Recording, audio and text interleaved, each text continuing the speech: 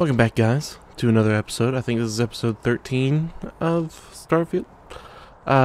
This is picking up right from the one that just left off, but that last episode was kind of split up in recording. But How's Faroon?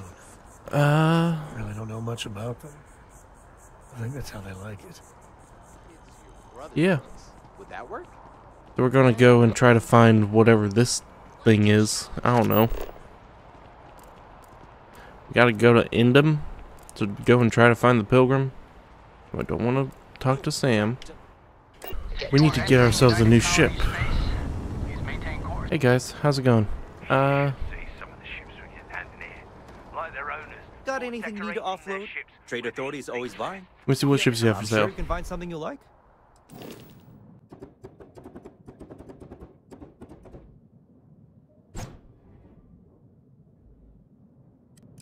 Alright. Ooh. Ooh. Oh, I really like this. It's so big. Alright.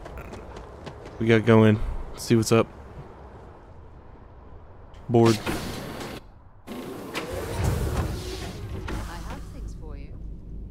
You have things for me? Alright, so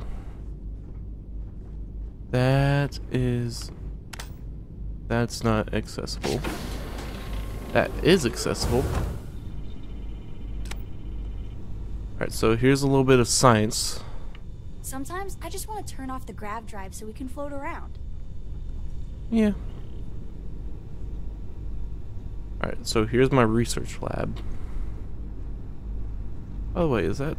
I should not be doing that. Okay.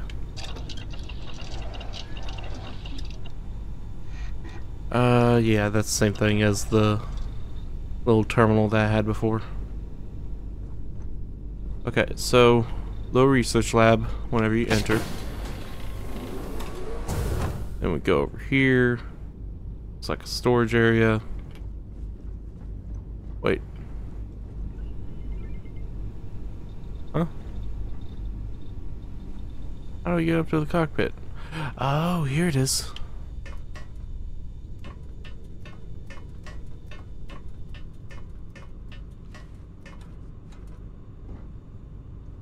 Okay, and that's the top hatch.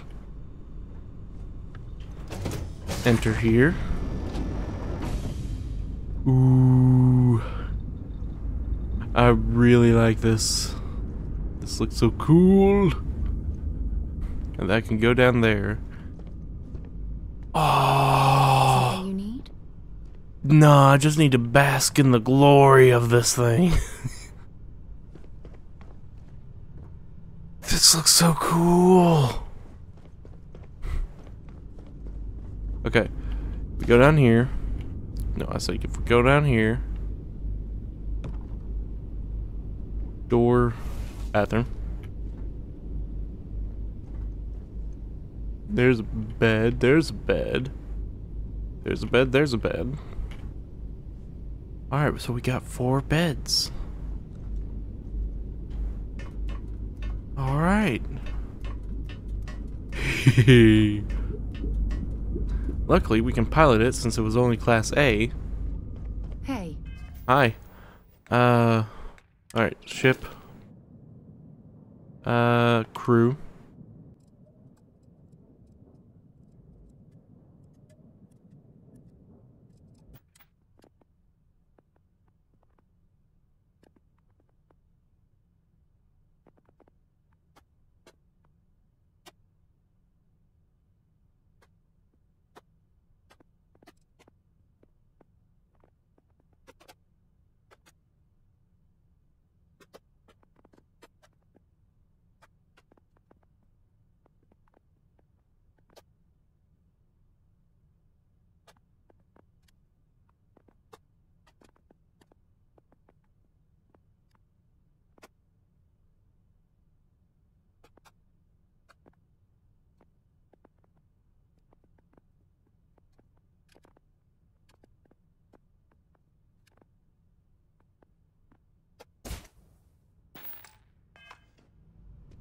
Okay.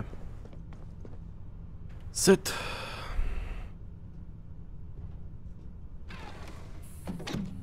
Oh yeah, a whole lot cooler. Take off.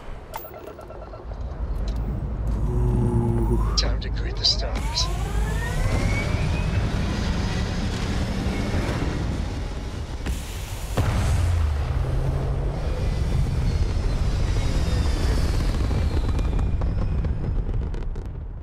Orbital pattern locked in.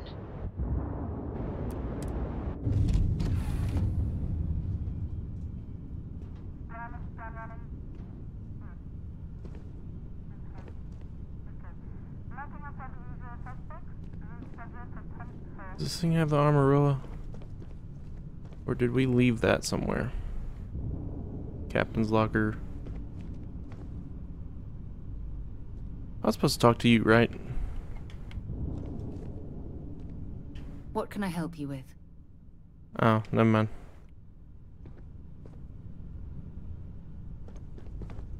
Hey, it's my personal savior.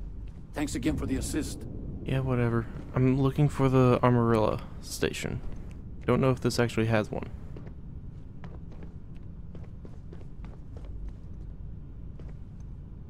Armadillo screen. There we go. Okay, yep.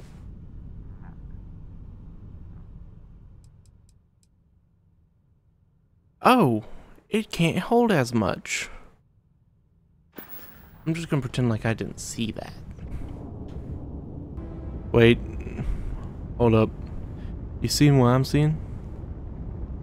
Why is Vasco hovering above my ship?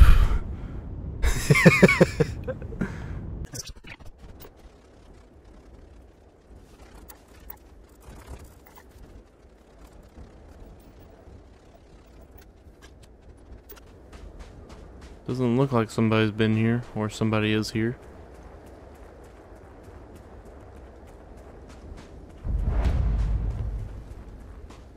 Pilgrim's Rest.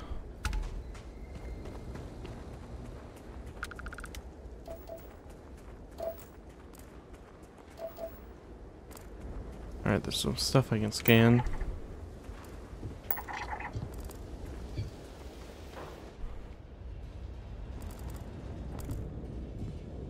Okay. Just gonna loot his stuff. Pilgrim's Writing number 3. I don't want to pick up Pilgrim's Writing number 3 yet. Writing 4. I'll take the Choco Bites.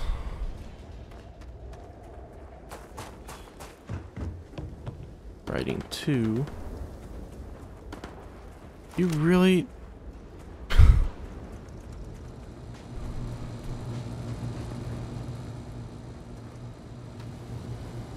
He's really getting in trouble with the local wildlife. Access the locked room. Alright, writing 5. Where's writing 1? Writing 1, alright. The credulous simplicity of mundane humans never ceases to amaze me. My worst instincts, the evil spirit, draw me towards a form of contempt for them, but I remember that I am privy to that which they are not. I cannot and should not judge them for lack of vision when I know very well that the blinders which obscure their sight I once wore myself. After all, I hope for their sake that they may someday understand, but for my sake, I wish to be left alone. Alright. That's number 1. Alright. Writing number 2. So here is the crux of my troubles. To accomplish anything, I need to work with other people. I need assistants. I need workers. I need hands. As we work together, they inevitably ask questions, and I can never help talking. It starts innocently enough. they want to understand how someone who believes in science can also believe in the divine. Or they have their own misunderstanding instilled by some borderline religious remnant. My weakness is my inability to let alone. To let alone? Huh? What? That doesn't make sense. At least to me. I want them to understand. So I try, gently as I might, to nudge their minds along the right path. Then there follow-ups and followings. And then there are follow-ups and followings. The trouble is that I genuinely care for these people. It would be so much easier if I didn't. What are you doing to these people?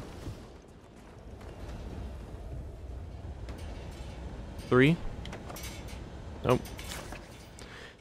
Today, in a soft voice, my assistant asked me if there was anything above Unity. It was all I could do to keep from shouting that I could scarcely comprehend the misunderstanding that would lead to such a question. It was asked honestly, and I answered as best I could.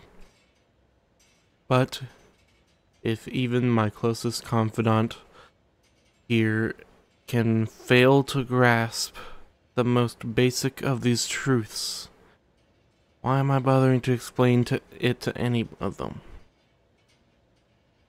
Every word that drops from my mouth gets gobbled up, misheard, misremembered, misunderstood, and mistranslated before I can issue the slightest clarification. People are necessary, but people are madness. I attempt to withdraw, to go off alone, to commune with Unity in my own way. They followed, of course they followed.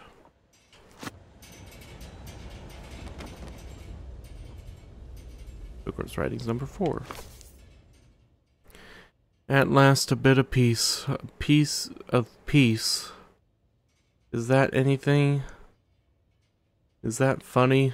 Why am I trying to be funny? Have they driven me mad? Or have they driven me mad at last? Is there a difference between writing to myself and talking to myself? The former certainly seems more acceptable than the latter. I recall again that my mind is my own, and that if only it exists, that is sufficient for me to believe in everything else. The Unity has restored me once more. This time I act alone. For now.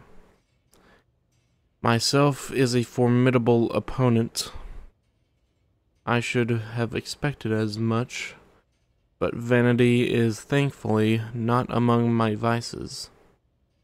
Regardless, it turns out time spent in solitude is, in my case, time with a very sick man, or whatever it is I have become. I don't like this person.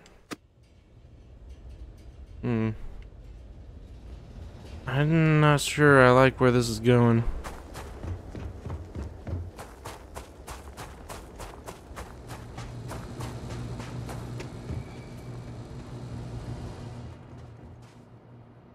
Number 5. I find myself thinking about his various pasts and my possible futures. I imagine continuing on the road, acquiring more power, more knowledge, more development of myself. I imagine passing through once more to another world to begin the process anew. What is notably here, that road does seem gratifying. Every step is one of intrinsic reward, and I feel myself anticipating the pleasures and seeing a more contented version of myself in that future. Then, for the sake of considering all possibilities, I imagine if I took a different path.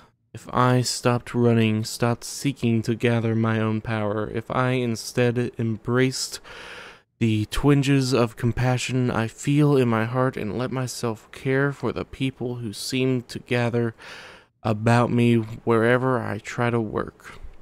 If I simply lived and taught and perhaps brought others to the light and died. That road also seems gratifying. I also see a contented version of myself in that future. Here's the difference, though. When I stop thinking about the glories I could achieve for myself, the pleasure fades nearly immediately. When I stop thinking about staying and building something, the feeling endures. There is something more sustaining about it. There's something more sustaining about it, more fulfilling. I don't know what this difference signifies, but I am grateful for the time I've taken to notice it. I'm not sure where all this is going.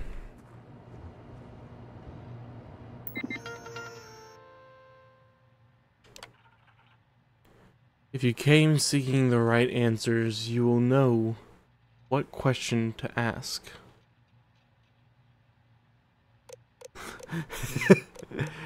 What are you talking about? How do I open this door?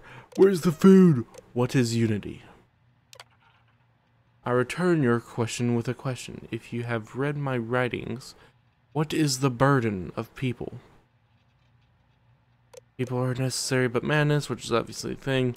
They're too heavy. People gotta go on diets. We all seem to end up just fighting each other. No, people are necessary, but people are madness. Who is your formidable opponent? Well, the hunter is mine, but myself. Where does enduring contentment come from?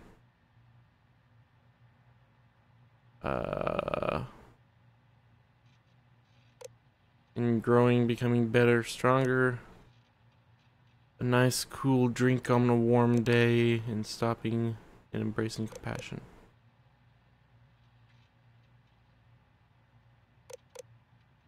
Either this one or this one. I think it's this one. That is an answer, but is not my answer. Find my writings, read them closely. I did read them closely. What is unity? People are necessary, people are madness, myself, and stopping and embracing compassion. You came here seeking true meaning of unity. If you still wish to find it, there is one final piece of myself in the next room. I found my own answer a long time ago, but not in the way I was expecting. I hope your journey gives you the truth.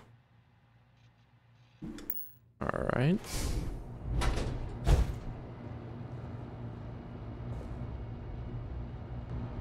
Alright. I guess it's time to read it. Pilgrim's final writing. I don't know what the correct answer is. I might never. Increasingly, though, I am comfortable with not knowing. The more I reflect on being here in this world, in this time, the more I think it is precisely where I need to be. This time will be different. It won't be about me, so I won't have to run. But I actually build... or, no, whoops. I can actually build something with intent instead of scrambling to fix something that others create in my name. It can be something beneficial. I can be something beneficial. I'm leaving behind that other person. This world has no place for him. Let him die. Let me live to enlighten the blessed universe before me. You have found the end of my journey, but to know everything, you must find its beginning. On Hyla 2, the island hides the scorpion, and the scorpion's sting hides the truth. Alright.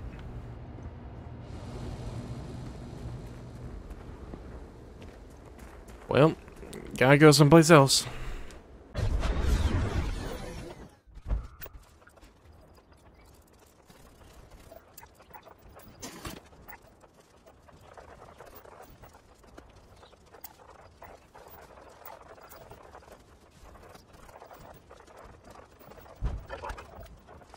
Where's the entrance gonna be? Looks like it'll be over here. Yep, here it is.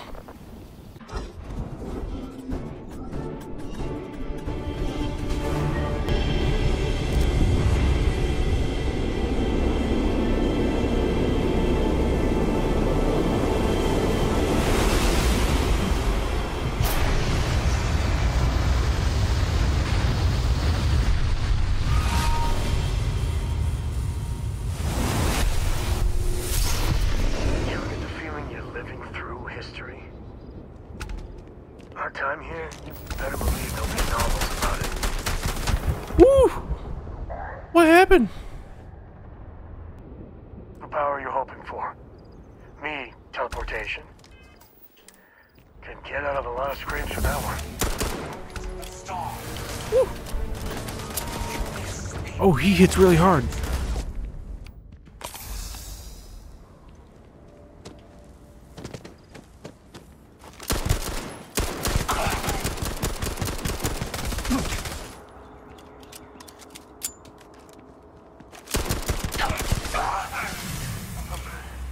Hell, I'm great.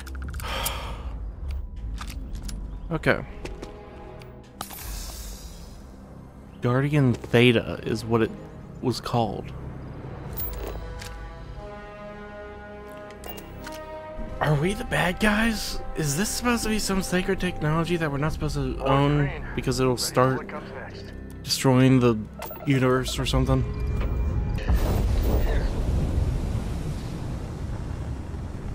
I've only got 75 shields? Hello. It's so rare that someone new comes along. From the sidelines, it's a real treat to see everyone scrambling. It's very profitable as well. Is that your ship? Guide ships are incredibly expensive. Oh, this whole thing? I suppose it did cost a few fortunes. But it is nice to travel with a modicum of style. I'd appreciate if you could explain yourself. I really can't say. As much as I'd like to. It may mean nothing, but I'm rooting for you.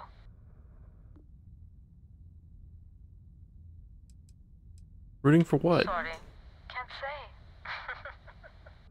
Hopefully all will make sense in time. Good luck. What? Stop playing the stupid This is game. a dance not of my own devising. I hope to see you at a much later date. What you talking about, lady?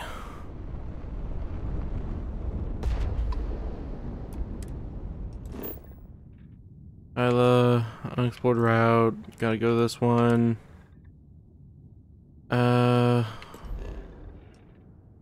Jump. Exit ship. You never know what you'll find. This place is...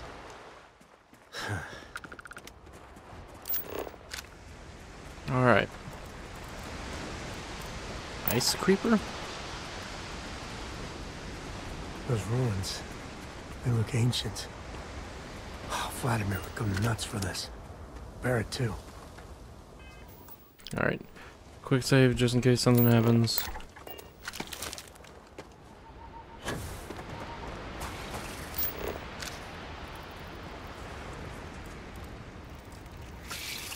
Don't like that it says hunting in their name. Hey, buddy. Buddies. Territorial. Oh, that's bad, because I think I'm in their territory.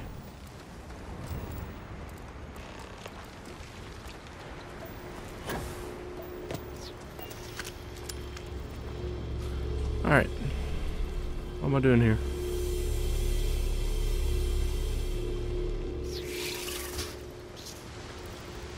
You ain't gonna get mad at me, are you?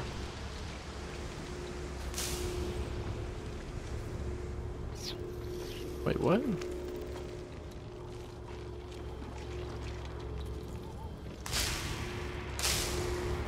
Oh, okay.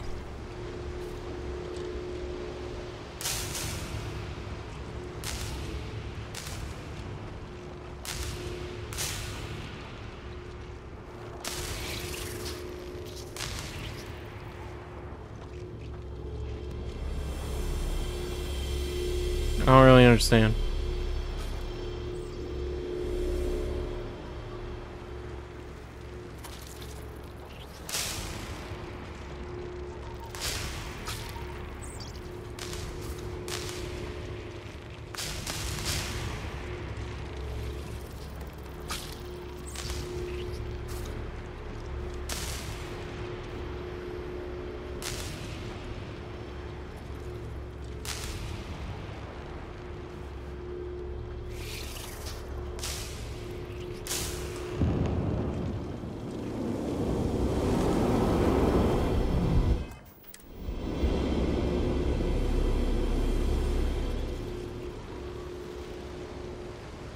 Okay. So showing constellations. What do we got? Alright. Let's travel to Galileo. Take off. So dude seemed like he was going crazy over Unity. And then he says, hey, go to this area. And I'm like, alright. And it shows the map to a constellation. And it's supposed to lead me to where his story began?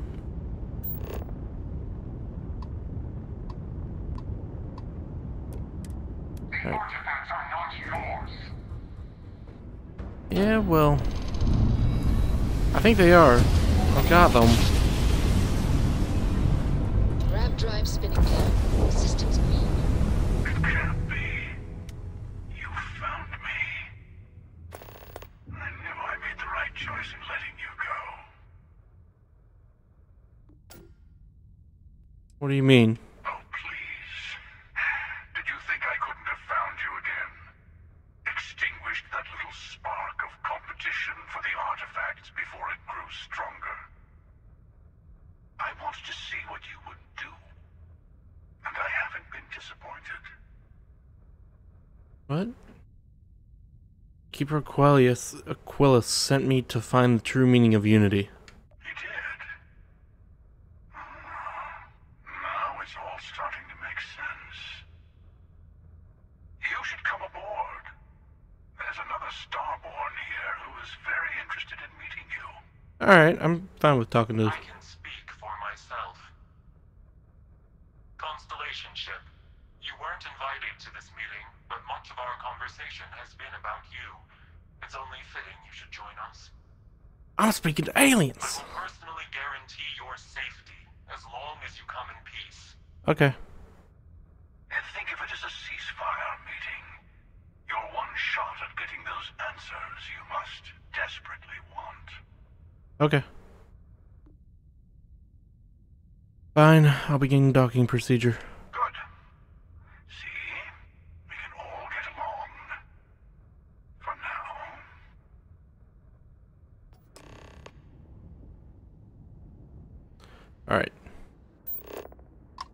Dock?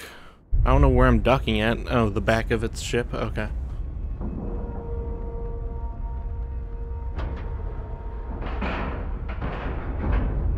Green lights on outer hatch. We're docked. Board.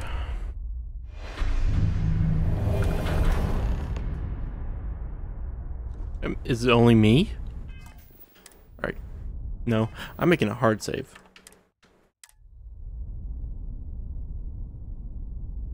Alright. Hey guys, how's it going? Again. Do you remember the emissary, perhaps? And their ship, the Helix? I believe they ambushed you and demanded that artifact you worked so hard to gain. Thank you for the stellar introduction. Your success is unprecedented. Before you came, we were just discussing how continued use of force against you is unwise. Well, that's good. All we ever wanted was to talk. You attacked us. Yes, we did. We are not a monolithic people. The Starborn are individuals. Some are united in cause. Others are in it for themselves. We are all in it for ourselves. Some of us are just more honest. The emissary threatened your ship, demanded you hand over your artifact. How is that so different from what I did? We needed to warn you off. Every encounter with one of our kind could spell disaster. For whom, exactly? I say whoever can collect them should. That...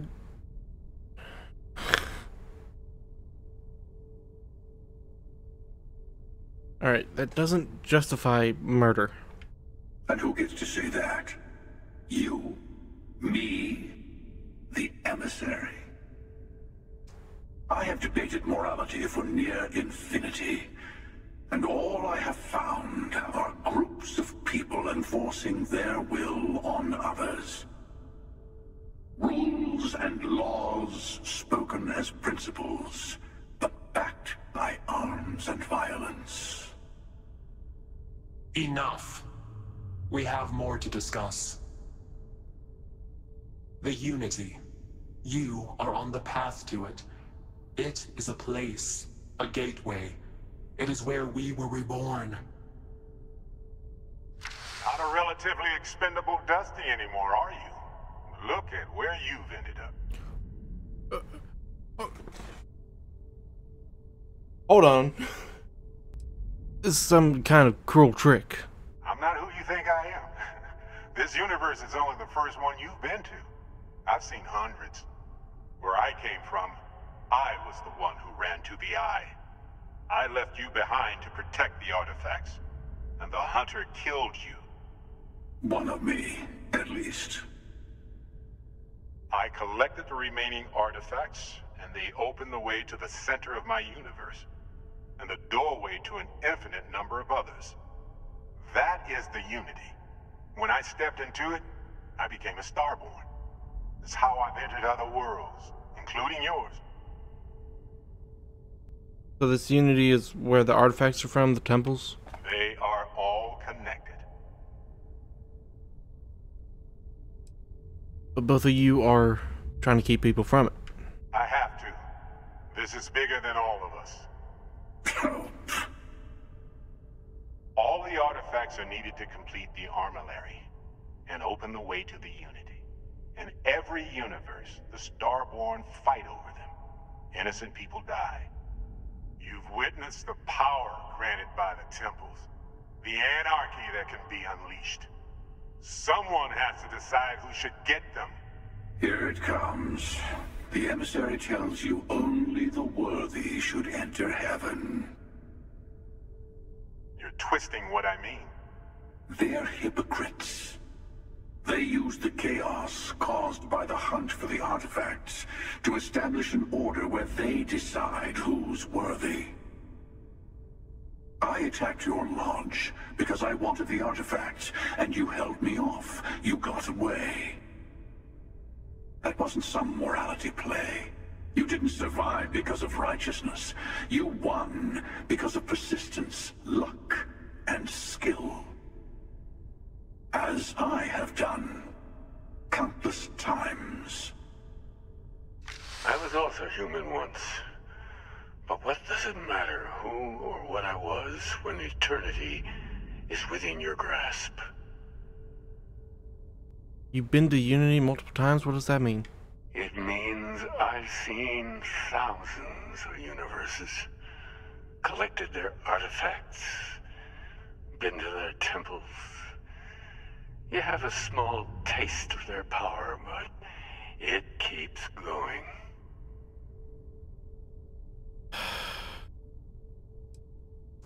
Can't be true. Quillis is a man. No, because different version of the same person. You're learning.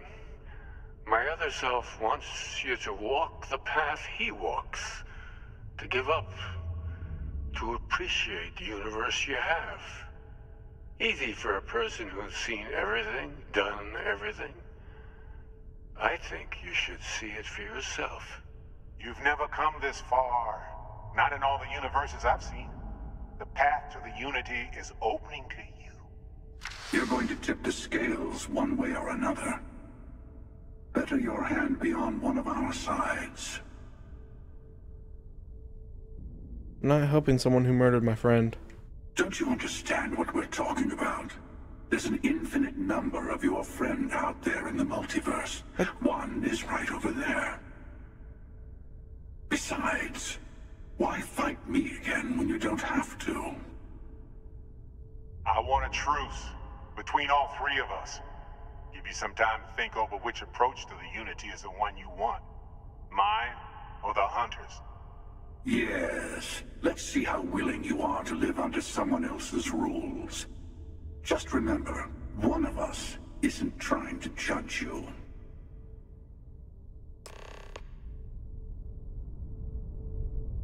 Optional, talk to either one of them. And also leave Scorpius. I'll tell you everything I can. I know we're not the same people we met in our universes. Still, it's good to see you again, old friend. What happens when you enter the Unity? It's not an easy experience to describe, but the Unity will speak to you, offer you the chance to become Starborn. You will be leaving this universe behind to be reborn. Everything you were before will be gone. Maybe that's why it offers the choice. Compassion? Or is it testing us? Who was I in your universe? What was I like? Different. I never know who you are when I meet a new version. But so much of you stays the same. It's hard. But each universe is precious in its own way. Mine will never have its original you in it again. As yours won't have its real me. So you try to protect the artifacts, keep them from being abused? You've seen the terror the Hunter causes. Every time a Starborn goes through the Unity, they get more artifacts, find more temples, gain more power. We can't let more like him abuse these gifts to destroy whatever's in their way. What exactly is the Armillary? When all the artifacts are assembled, the device they create is called the Armillary. In many ways, it's a model of the multiverse itself. Through it, you can reach the Unity. And from there, you can become Starborn. Okay. You might think the So- emissary is on your side, but your persistence is what forced them to tell you the truth. So Logan, you were... Remember that. Shut up! So Logan, you were kind of right. It kind of is a map. Okay. The Unity is meant for whomever can get there. Don't fall for that talk of worthiness. So, what is the Unity to you? Why kill for it? Whoever created the artifacts and built those temples is playing a game with us. One whose prize is access to the center of all creation. There are no rules. Whoever gets all the pieces wins. And I've won. Over and over. I don't kill for the Unity. I find the easiest pathway to it. Why did you attack us?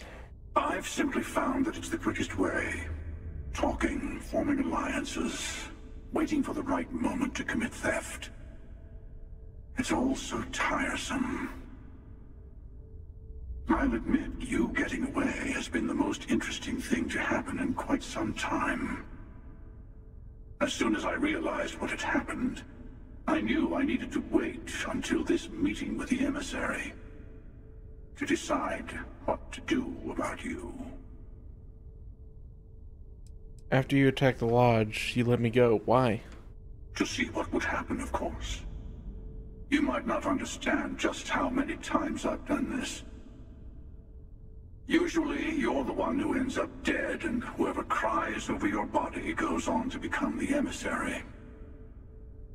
Sometimes I manage to get you all bunched up and take care of the problem in one go. Sometimes the emissary has gotten to me first, and I never arrive.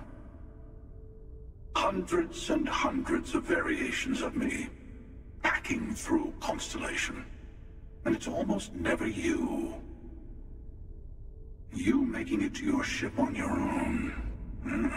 It's new. Well, that's what... I took it as a sign. I don't get many of those anymore. That's what the multiverse is. Things change from universe to universe. Called the emissary a hypocrite. Why?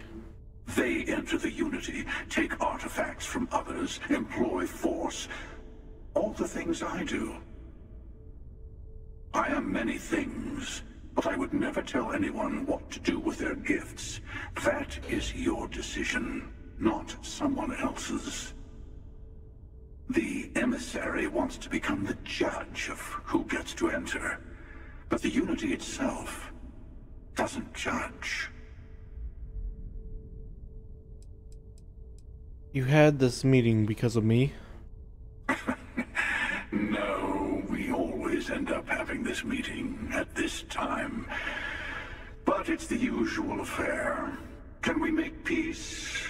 No. Oh, how tragic. Honestly, I was beginning to wonder why I kept attending. And it's a bad habit I started a long time ago. Perhaps I just like meeting the emissary to gloat. But you have provided something quite new to talk about. Maybe you're a random die roll. Or maybe the Unity is finally responding to all my hard work. Well, it's most likely a random die roll that it's a video game, but okay, I guess I'll leave. I'll see you dudes later. I'm gonna make a quick save and see if I can just... No, I can't pull out my gun. Okay. I was gonna see if I could shoot him. Before you leave, I want to give you something. A way to another artifact, but also a lesson in how dangerous they can be. Seek the moon of old Earth. There are secrets there you must discover for yourself. Here, to open the way. Okay.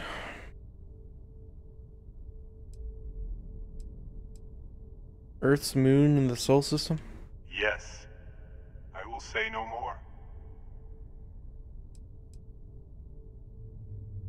You Starborn sure like your you must see for yourself nonsense. I do not always know if you are a person I should be helping. Forgive me. I have also found that advice is a poor substitute for experience. I ask you again, go to Earth's moon. You should also talk to your colleagues in Constellation. I am sure that they have gathered more information on the remaining artifacts in the fringes of space. Part of me wonders what they will all say about what you have learned. But I will leave that to you. Okay. Level up. Moon base key. Sometimes still can't believe I got my own room here. I keep thinking they'll one day say it was all an elaborate practical joke. Hey, I've been talking with the others, and I'd like to get everyone together. To say goodbye. You know, to Barrett. I'll be there, Noel. I promise. Thank you. It wouldn't be the same without you there. I'll have everything set up in a few days.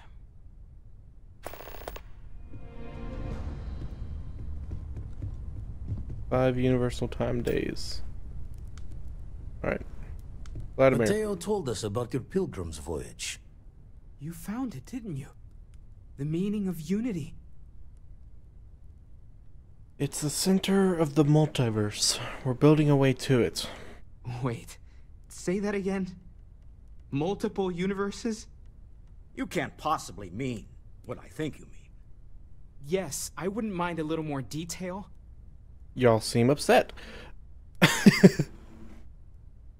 I met a version of Barrett. He told me the Unity creates Starborn and across universes. Apparently another universe I died. Barrett lived.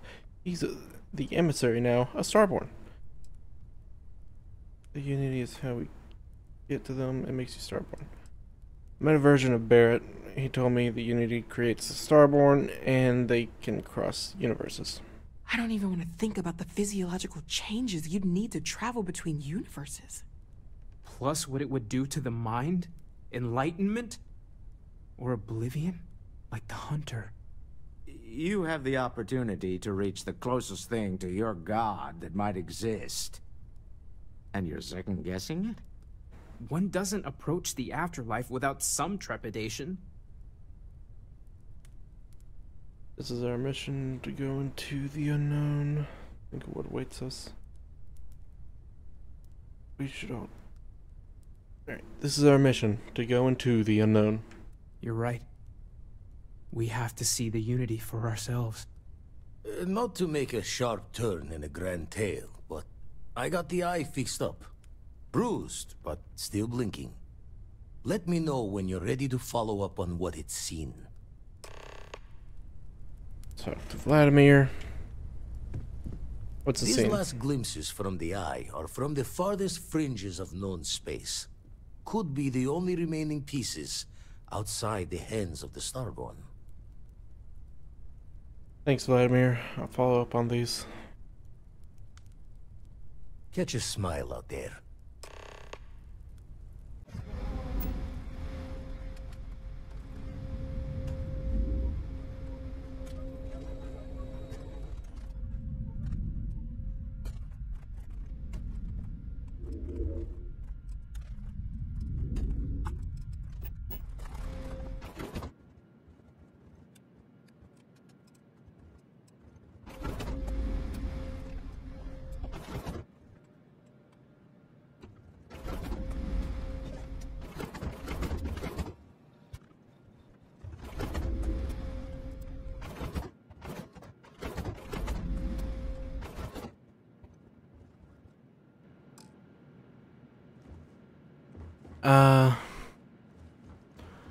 Okay.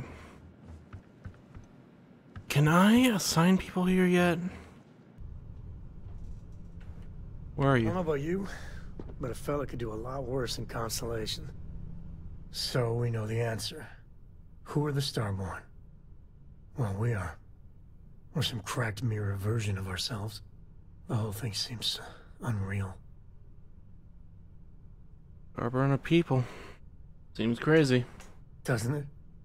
I was hoping the Starborn were somehow so advanced that their concerns were cosmic, significant. Instead, they're fighting over goddamn toys like we've been doing since caveman times. It's just a stupid game to them. And all our deaths and suffering, not relevant. I think it may be a bit more complicated than that, but... The Unity isn't a toy. It had this profound implications. If you say so. I'm sorry. Unity is a gateway to countless possibilities. And you have a chance to go through it. Imagine. I'd be lying if it doesn't sound like the adventure of a lifetime. I don't know if you're taking anyone with you, but if you take me, I got no idea if I'd go through or not. If it weren't for Cora, I'd jump on it in a heartbeat. Cora would probably shove both of us out of the way and dive in first. Born explorer, that girl. An opportunity like this is why Constellation was founded, pure exploration. Exactly, right? I know it's your decision who to work with, but you gotta remember that the Hunter murdered our friend. Sure, the emissary may be a version of Barrett, but he's not our Barrett. But that doesn't make what the Hunter did right. Not by a long shot. If the Starborn are party crashers from different universes, I'd side with the one that's not willing to murder innocents to win. I don't like either of them, to be honest. Me neither. My head is still spinning. Maybe after a few nights' sleep, it'll be clearer. Take care. All right.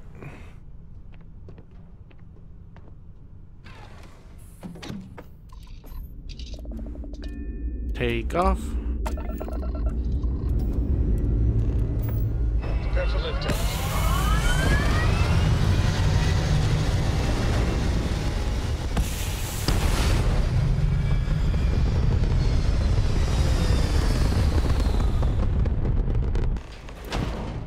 Captain Hill, do you require my assistance? Not right now, Vasco.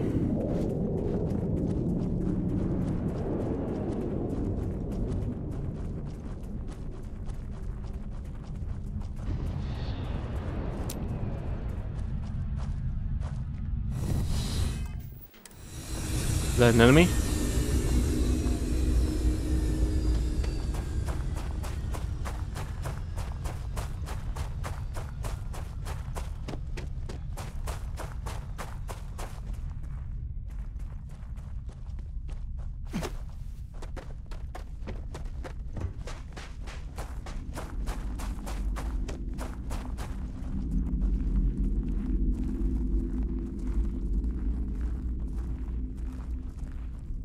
I don't know if that's an enemy or not.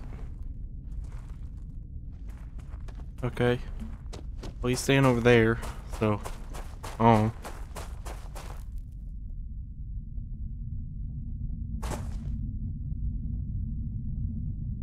If he comes over here, then he'll have a fight on his hands, but... I don't know.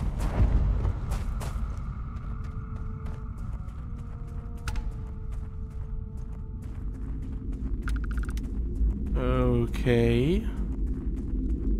What's going on here?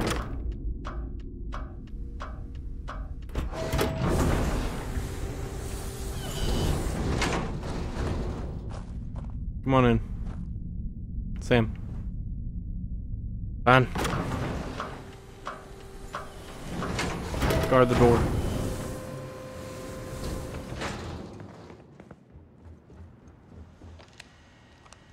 Alright. Nova Galactic Research. Voltaire. I want to remind the research team that Voltaire is a highly proprietary supercomputer that is currently being contracted exclusively for the use in Project Prism. It is not meant for your own personal projects. Yes, it's amusing to see how many decimal points of pi it can calculate, how many bits of encryption it can brute force, or whether you can simulate table tennis with a perfect aerodynamic simulation, but there will be time for that later. For now, I need everyone concentrating on hitting our deadline. We are developing exciting new aerospace technology with our partner and client. That should be more than enough to keep everyone from being bored. Project Prism launch.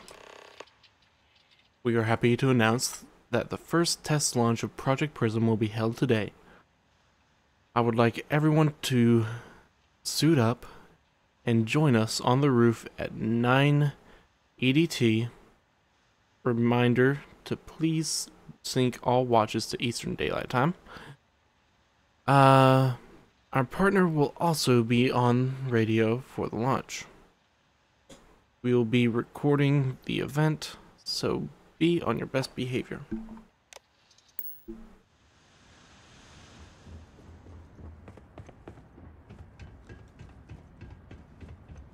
Okay.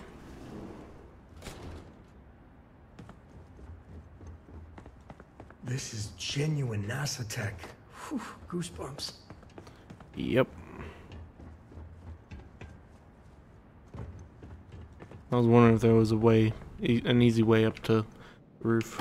Apparently not.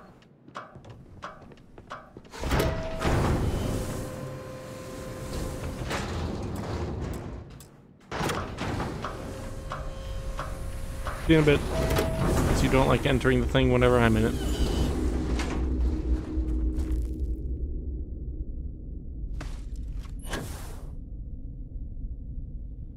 Alright.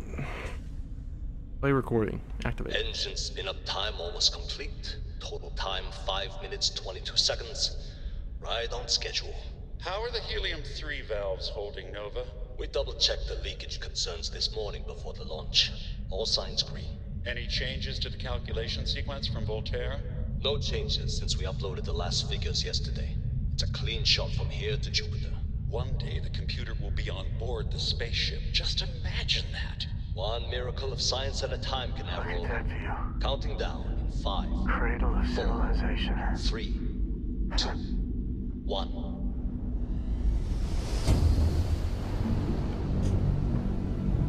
Canaveral, are you reading? All clear, Nova.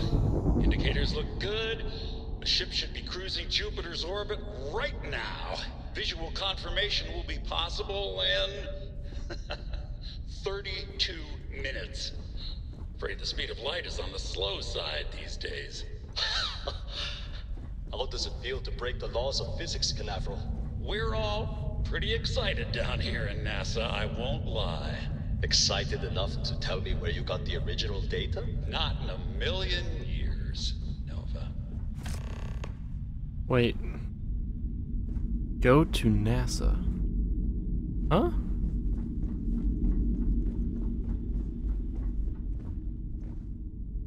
Go to NASA? What do you mean, go to NASA? You telling me NASA's still alive back on Earth or something?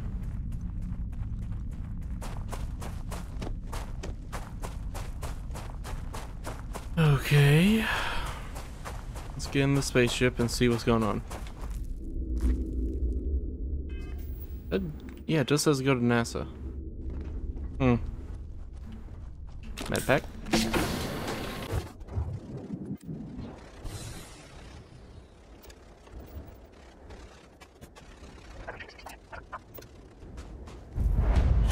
NASA launch tower.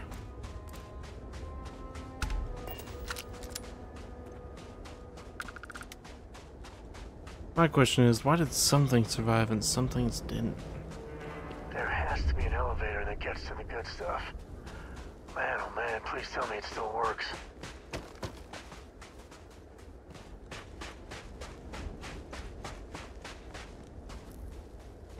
Alright. Power cell required. Power required. Emergency power cell. There we go. I'll take another one, just in case.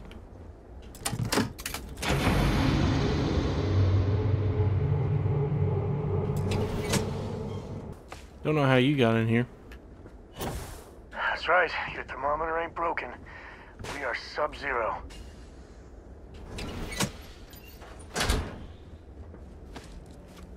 Maybe I just need to climb.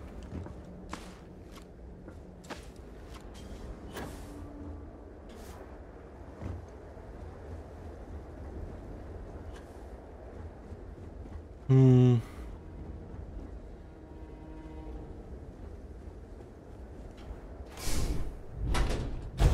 Yeah, I don't think the elevator works anymore.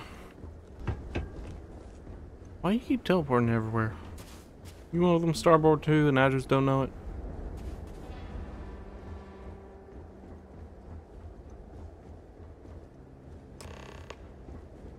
Enter NASA. Find a way inside.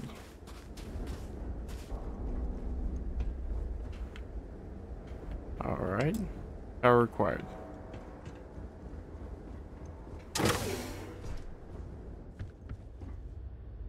Okay, I'll take that.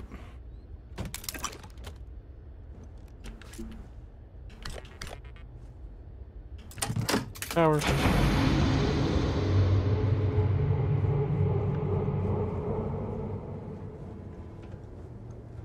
Now? There we go. NASA launch facility. Find information about NASA. Dang. Pre-flight check. Remember, no agricultural products past here.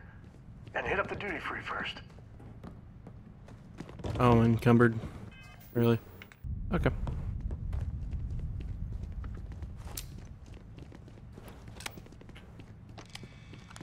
NASA research computer. Launch procedures. Remember, the final vitals and suit steel checks are essential. Yes, we've come a long way as far as tolerances. Yes, the number of people cleared for launch is much higher than it used to be.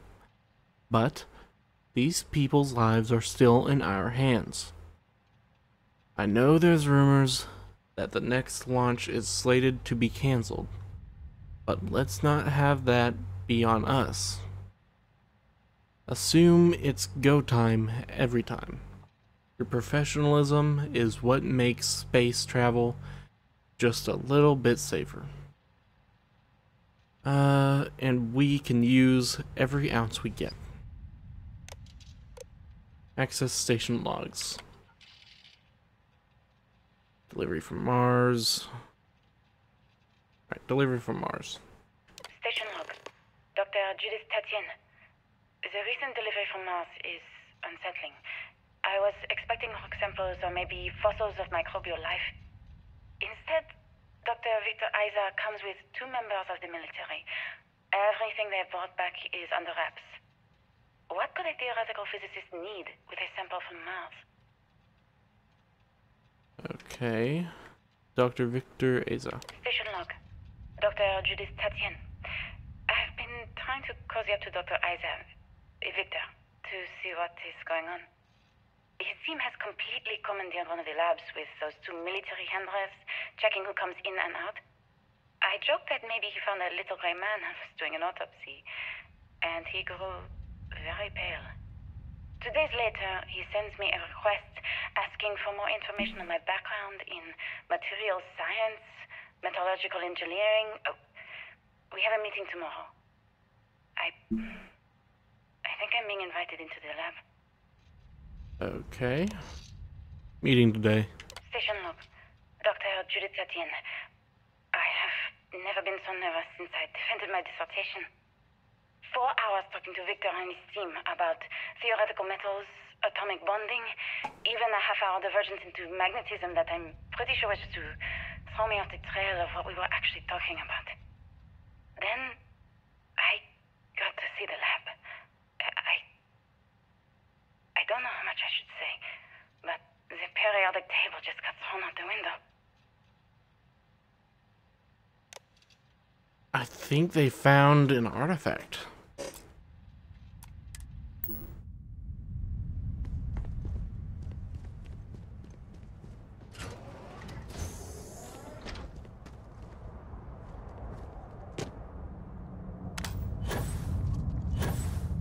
Alright, not going up here. Just how big is this place? Well, I figure it was pretty big. It is NASA after all. This is so dang. cool. Man, I could spend hours down here.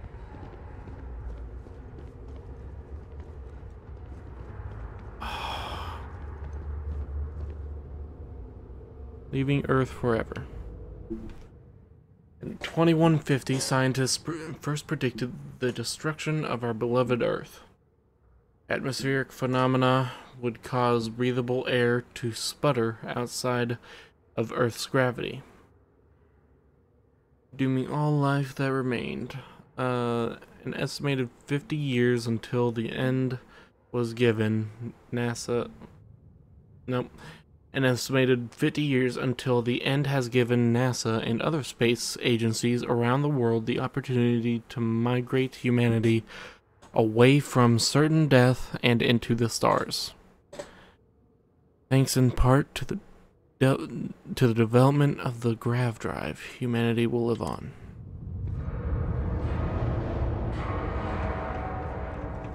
Is there other things I can interact with? F1 engine.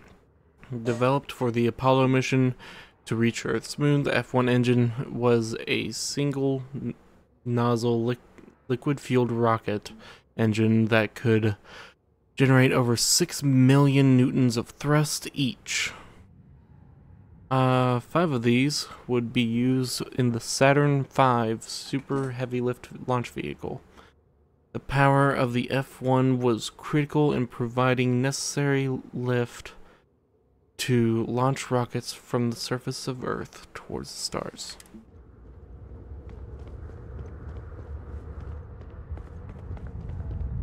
Any more things? I like lore. Looks like a rover. Lunar rover. From 1971 to 1972, the lunar rover was used for the last Apollo missions and could carry 2 astronauts. The chevron tread patterns on the wheels were made from titanium to help maintain traction on the moon's surface. The rover was fully electric and ran on batteries whose power was intended to last for the duration of the mission. Okay, and I guess they brought it back or made a replica.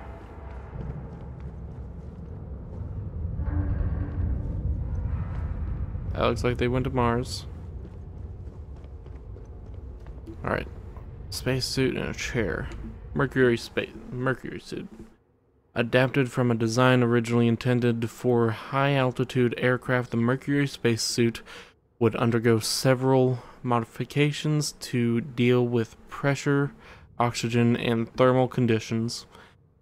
Even though the cabin of the Mercury spacecraft itself protected against the rigors of space travel, redundancy has always been key. In the event that the cabin were to depressurize and expose astronauts to the vacuum of space, the Mercury spacesuits would be able to offer a critical layer of defense. Alright, another engine, looks like. Project Mercury. From 1958 to 1963, one of humanity's first human space flight programs. The Mercury spacecraft was designed to fit a single person who would be sent to test a person's ability to function in space.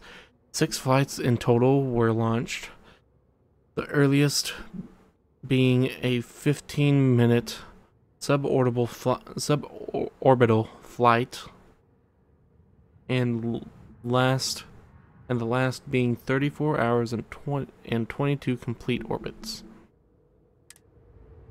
Okay. This one, Project Apollo. From 1968 to 1972, Project Apollo was the first successful program to put humanity on Earth's moon.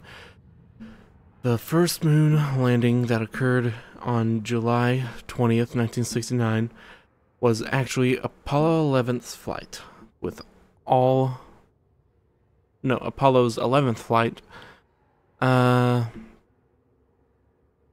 precious launches testing all the modules, orbits, and other critical data needed to ensure the astronauts could reach the moon and return safely.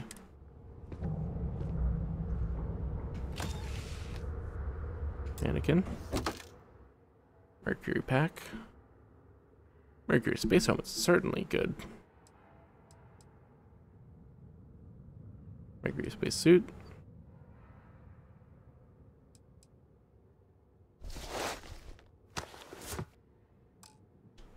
Is all that junk really necessary? Yep.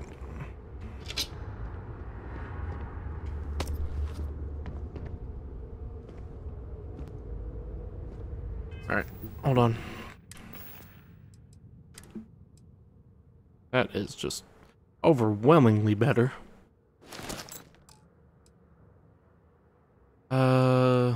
Helmet.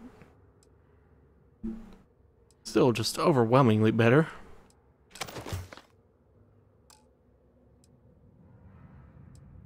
That's my... That's pretty funny that I have that pack on all of this. Alright. Project screen. Project Gemini. From 1965 to 1966. In many ways, Project Gemini was a learning mission. While NASA's ultimate goal was to put a human being on the moon, many questions had to be answered before that project, Apollo, could even begin. Gemini was tasked with answering how a person could survive over many days, how to connect spacecraft together, and how to improve spacesuit technology to operate outside of a spacecraft.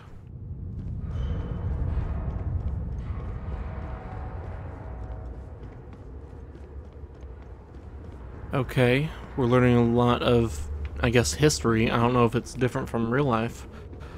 MER program. Look for opportunity. The Opportunity rover on Mars. Alright. The Mars Exploration rover launched in 2003 and allowed for the remote exploration and study of Mars. 2 twin rovers were made, nicknamed Spirit and Opportunity. While Spirit ceased communication functions in 2010, the Opportunity rover continued operations well into 2018, exceeding its initial planned time by over 14 years. That's pretty cool. I'm assuming that's actually really correct, since that's recent in modern history. Eagle module.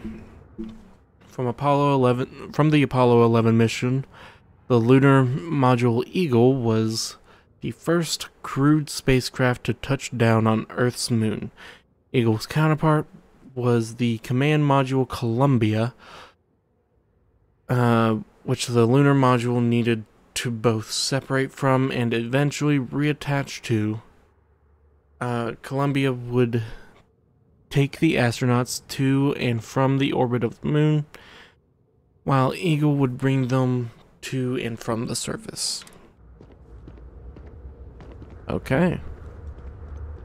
Now this is starting to look more like video game history. Project Prism. NASA partnered with Nova Galactic, the creators of the Voltaire supercomputer, on an ambitious aerospace project to pull gravity itself. The result of the first spacecraft capable of faster than light. The first successful voyage saw astronauts reaching Jupiter in moments what would have previously taken years. Project Prism. Oh, this is the same thing. Okay. Project Prism. Yep, same thing. Living outside Earth. While long-term missions in space began in the late 1990s with programs such as the International Space Station, humanity began living on other planets almost 100 years later. Small outposts of 5 or fewer scientists, 5 or fewer scientific research teams eventually gave way to entire colony effort on Mars and other orbiting bodies of our solar system. By the way, I know we're going over time, but this is just a whole lot of reading, so yeah, that's still just Project Prism. Alright, living outside Earth, that's the same thing. Alright, looks like I'm supposed to go in there, but I want more lore. There's not lore up here.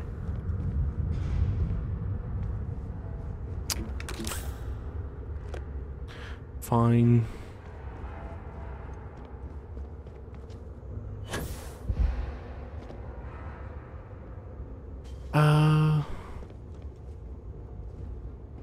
Gotta walk slow in order to regain everything. Because I'm over encumbered. Actually, no I don't. Hold on. Not grav dash, not gravity wave. Personal atmosphere, there we go. How on earth do you do that? By pressing left bumper and right bumper at the same time. Might want to try it. Pretty neat. Alright, Judith, personal recording. I just don't understand where these calculations came from. There's something wrong with the math?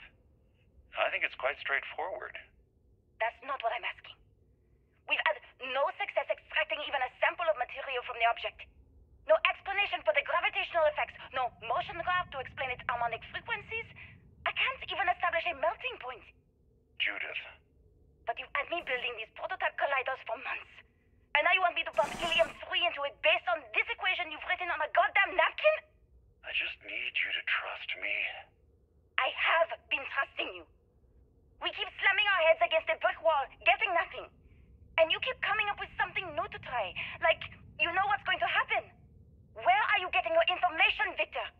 I'm sorry, Judith. Look, not here, okay? Somewhere off base.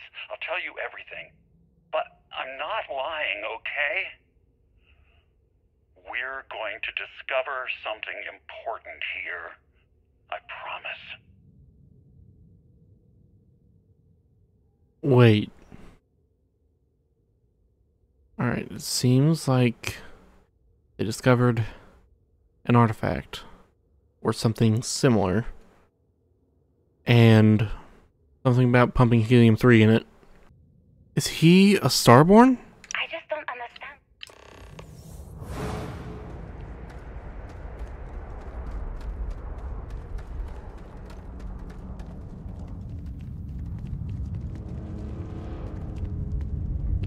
Don't like the noises.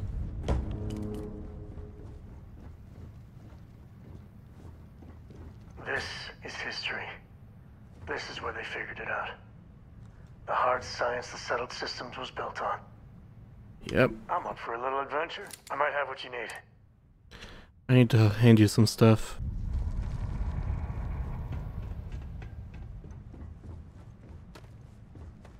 So that I can actually walk. Nope, collapsed in. Pipe wrench. Thermos. Okay. Well. Too bad about the cave-in. But at least the vibe. museum was intact. Where am I supposed to go? Oh, up there.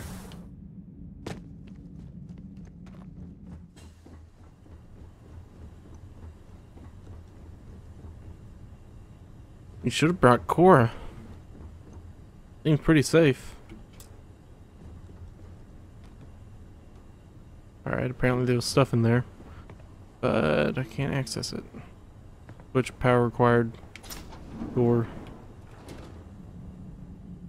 Power switch. Reactive gauge. Did that give it? Yes, it did.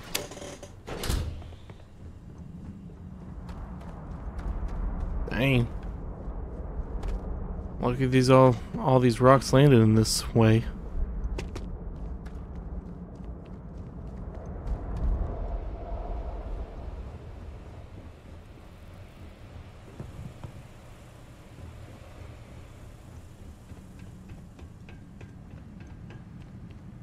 Okay. Power required. There you go.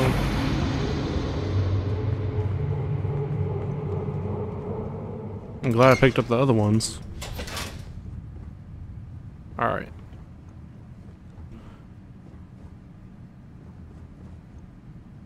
Fibers, thank you. Reactive gauge, thank you. Sealant, thank you.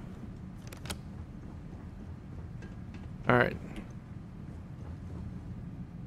Where are we going? This way? Okay. Tissues. Tissues for your issues. Nope! Time to open up. Alright, we definitely shouldn't have taken Cora.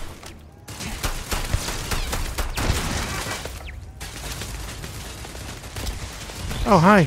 Hi!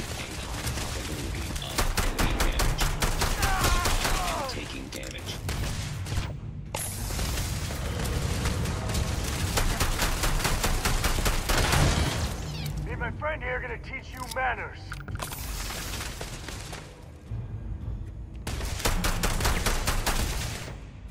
All right.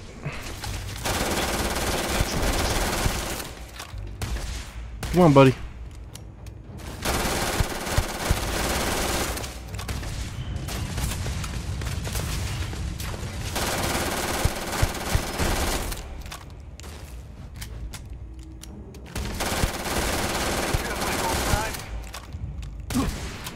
Ow. Ow! Nope.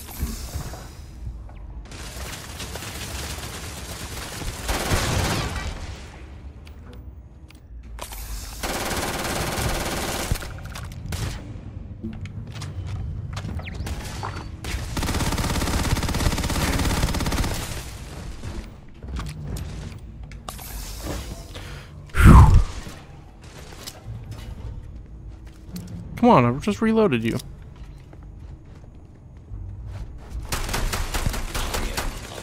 There we go. Repair not possible. Take the good stuff. Leave the rest. Ain't over. Not by a long shot.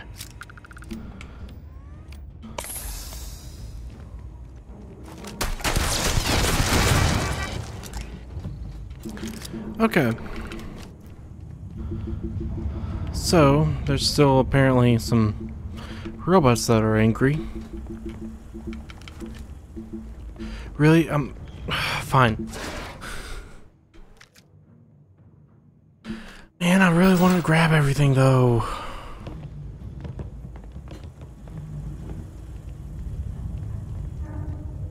Alright, fine.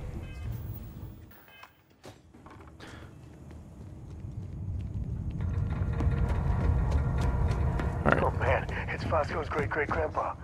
Hey, buddy.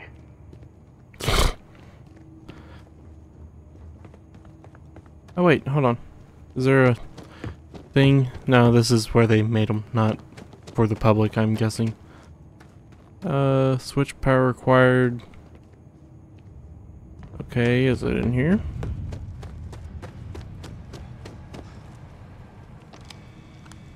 Oh! Glad that that was there.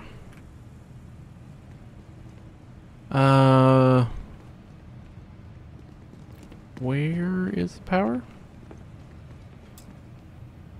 Advanced lock, too difficult.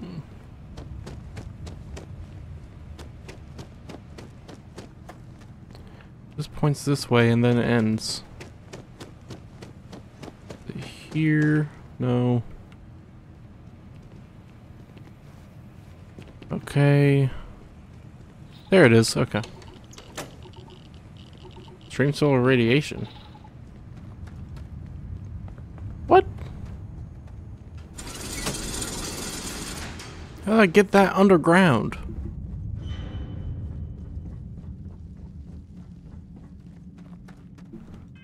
I'm gonna quick save because I have a feeling there's gonna be more enemies.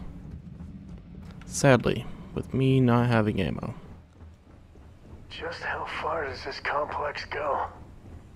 That's a good question.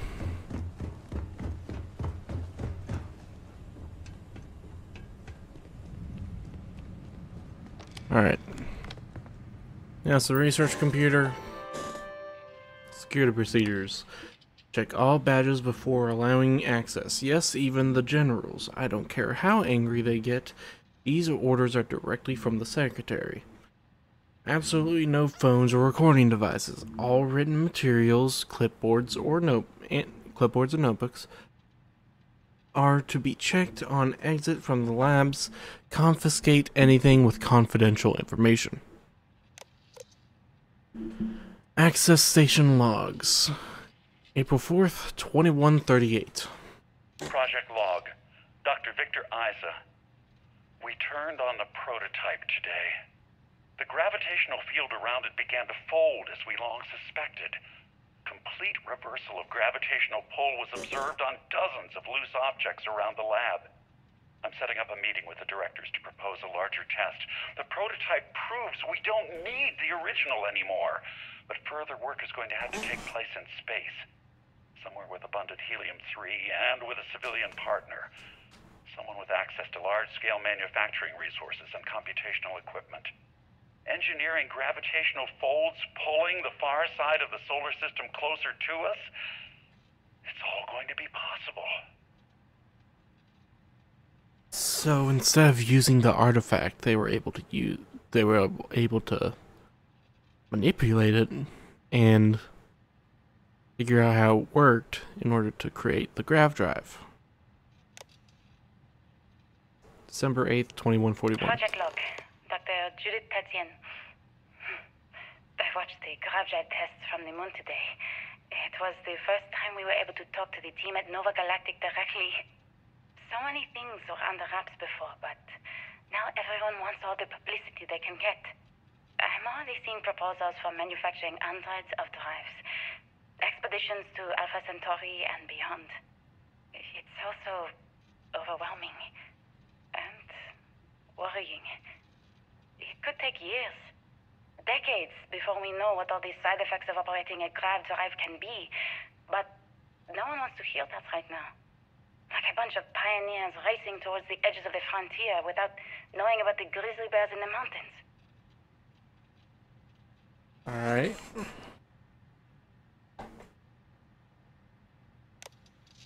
Okay.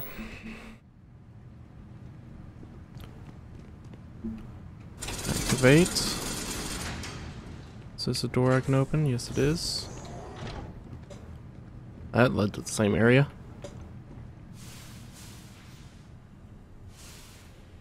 Wait, what?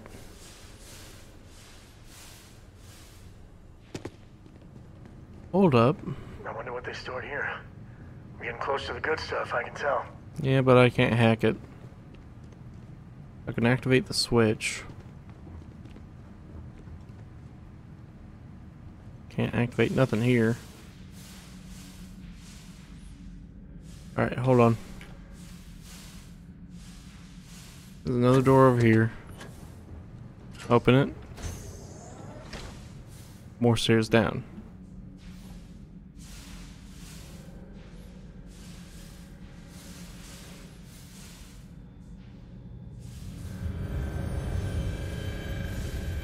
Is that still active? Oh, don't tell me. Is this the reason why Earth is destroyed?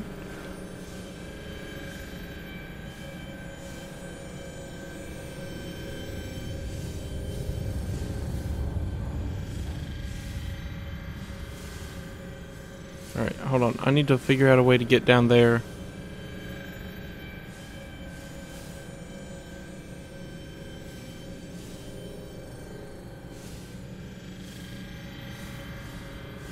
Everything's just floating. Activate.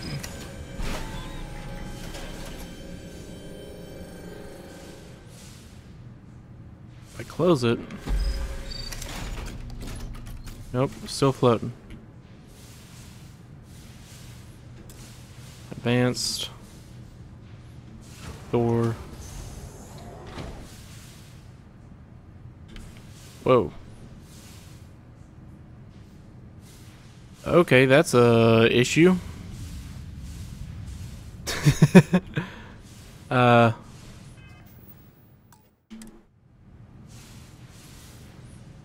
Yeah, there's no floor there.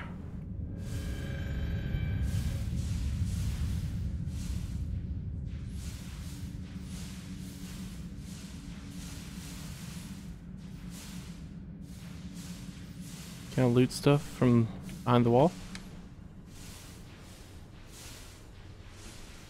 No. Well, I'm able to see everything.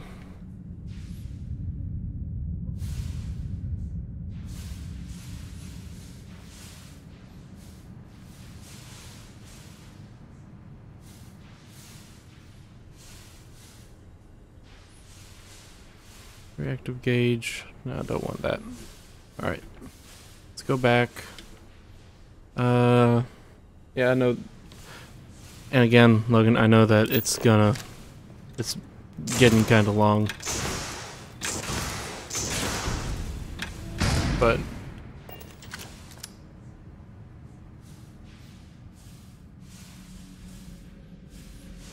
okay.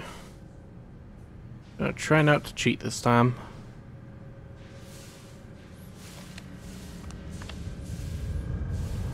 Victor Aza. NASA maintenance key. Release artifact requires key. NASA research computer. Let's read this first. Prototype drive. Please be careful whenever running power through the prototype. Secure all loose objects and have researchers empty pockets, and remove jewelry, watches, etc. Reminder that the core of the drive contains a specimen that is irreplaceable, and all data is under the strictest clearance. Exercise all caution with all research materials, and ensure information does not leave this lab. Alright. Access station logs. February 4th, 19... Nope. I completely read that wrong. February 12th, 2149. I never actually got to visit your labs back when we were working on the grav drive projects. Seems like ancient history now. Only thing we're doing these days is launching weather satellites. Guess this is as good a retirement as any. Now, Project Demeter. You want our help manufacturing scanners to better track these new meteorological patterns we're seeing. Our guess is that the poles might be naturally shifting, causing some gravitational fluctuations that are throwing off our old models. Why do you need the scanning tolerances to be so small? What are you trying to find? I just want to be sure. It's not like we're doing much these days anyway. The glory days are over. Why not give ourselves a challenge before they write us off in the history books? Okay, I don't really understand that. To Judith Tatian, Victor Aza Lan Su. As requested, the astrophysics research team has done a full analysis of the data you provided us. The measurements of Earth's magnetosphere show clear signs of fluctuation, often in correlation to the periods of frequent and large gravity wave spikes emanating from the moon. These gravity waves seem to be affecting the magnetic shield provided by Earth's inner core, and may be affecting the core itself, give the proximity to the source. The data indicates the change rate is increasing exponentially. As our magnetosphere falters its ability to protect us from the sun's solar wind falters. Beyond the devastating effects of solar radiation, this will lead to something more dire, the sputtering or stripping away of our atmosphere. This has happened before to Mars, a planet studied since the earliest days of space, to see into Earth's possible future. We are afraid this future may be closer than we ever thought imaginable. Some may view this data as normal. There have been historical fluctuations in polarity changes of Earth's core, but this is orders of magnitude greater. We see echoes of previous generations' debates over global warming, and we see the science here to be clear. Like waves in the ocean, these gravity waves rise and eventually crash into the shore of Earth. The Earth, with devastating consequences. Dr. Luke Andrews, Art Chief Scientist. So, the grav drive was messing with Earth's gravitational, like, magnetic everything. So it was going to lose its atmosphere. The grav drive is the cause of everything. Whoops. August 22nd, 2149. I know what I'm seeing, Victor. The data coming back from the satellites is very clear. It's the grav drives. All those jumps from the moon. At this rate, Earth's atmosphere is going to start sputtering out into space. Can the drives be fixed? I'm working on some designs that should discreetly solve the problem, under the guise of an emergency update to the fueling pumps. We're talking about the end of Earth, and you're trying to be subtle about it. Judith, the last thing we need is people losing faith in grav drive technology. That might be our only option. To what? Are you seriously saying we should abandon Earth? The timeline is under 50 years. A blink of an eye for a planet, but more than enough time for a human exodus. And what do we tell people? We say it's an act of God, one that science has found a solution for. Time for humanity to take its place in the stars. You knew, didn't you? You lied to me. All this time, I dedicated my life to this discovery, Victor. And you knew we were going to kill off our planet? You haven't seen the future I've seen. There's an infinite expanse of promise out there. A meteor could hit Earth, a plague, another world war. Colonizing other galaxies secures humanity's future for all coming generations, across all time. At the expense of our home. Stop it, both of you. All that matters is building enough ships to get everyone off this planet. And we need to start now. I'll draft up a statement. We'll need to address the entire international community. I'm sorry, Judith. There isn't a planet in this universe that will be far enough away from you, Victor. We are never speaking again after this is over.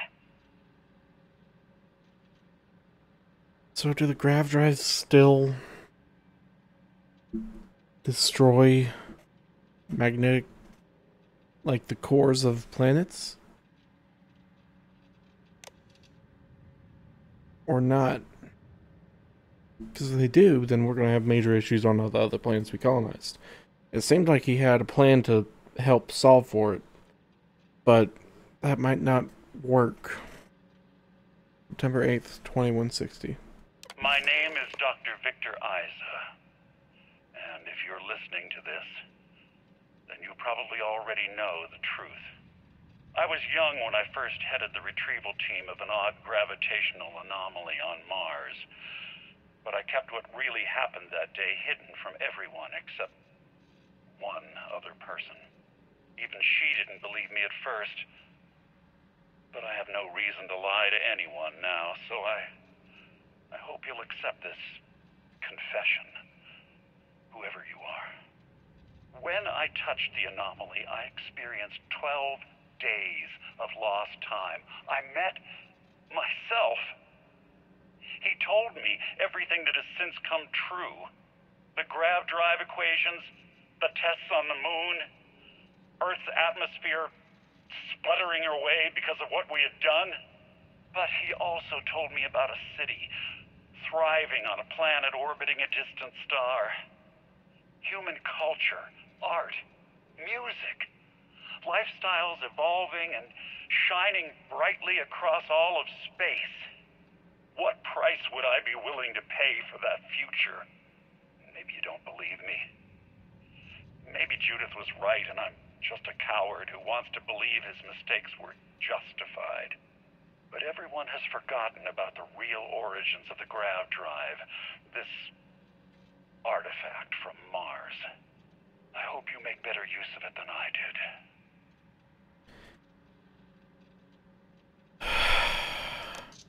Okay. The grav drive destroyed Earth. That's the entire reason. Space exploration.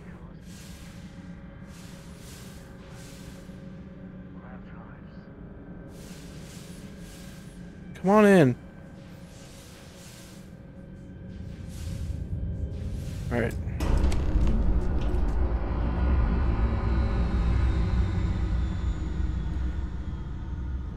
Come on, my guy.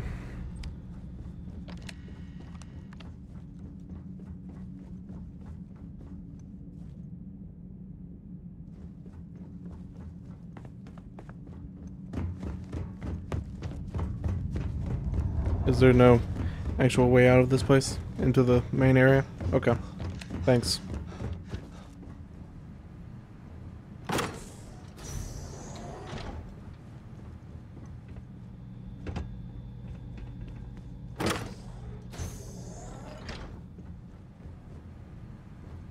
Wait.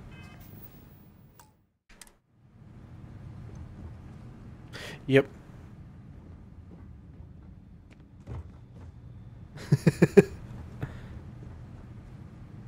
Okay.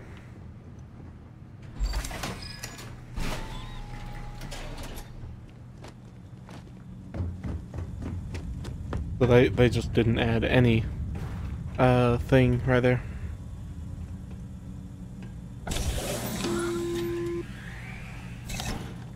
Artifact Psi. Constellation, you've arrived on the surface of Earth. We need to discuss what you've found. And it looks like other Starborn got here before us.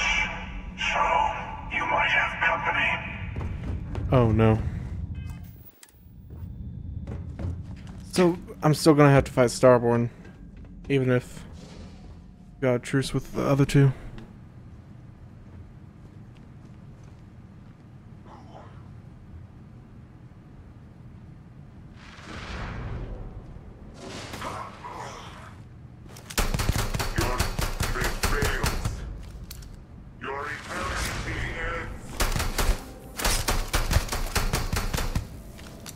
Oh crap.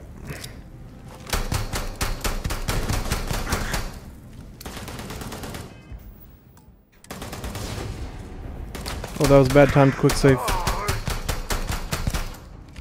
Woo! Now we're talking. Ow. Ow. Nope. Alright, I quick saved at a bad time.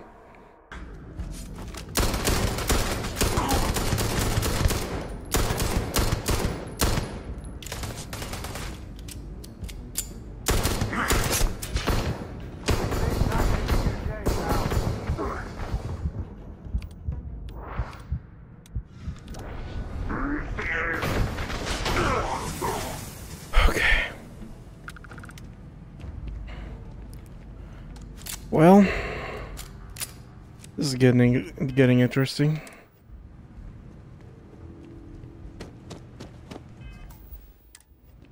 make sure to quick save.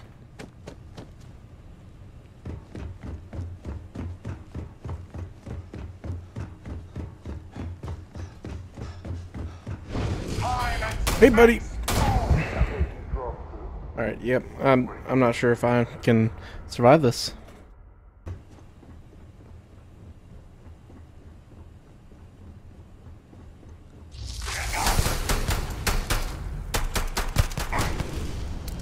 Nope.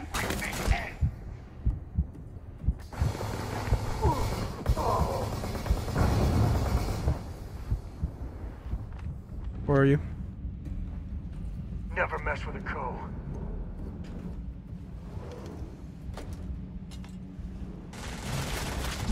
Nope. Okay. He's still shooting. No one's gonna believe me if I tell them you can do that. Nope. Okay. That's fine. You can just teleport. That's fine. Alright. Quick save so I don't have to switch that every time.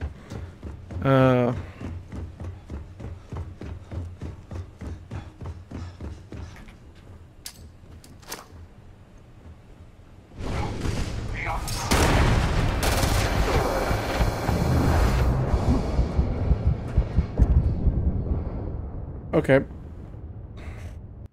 Alright. This episode has gone on for way too long, so we're going to continue this next time, guys. I'll see you dudes next time. But if you enjoyed, then please like, comment, subscribe. If you want to support me personally, then you can go to my Streamlabs and donate there. And if you want to support my brother, who is also my editor, his link will be in the description below. And if you want to follow me over on Twitch, I stream every weekend with my brother, and that will be in the description below. I hope you guys enjoyed it. I'll see you dudes next time. Bye-bye.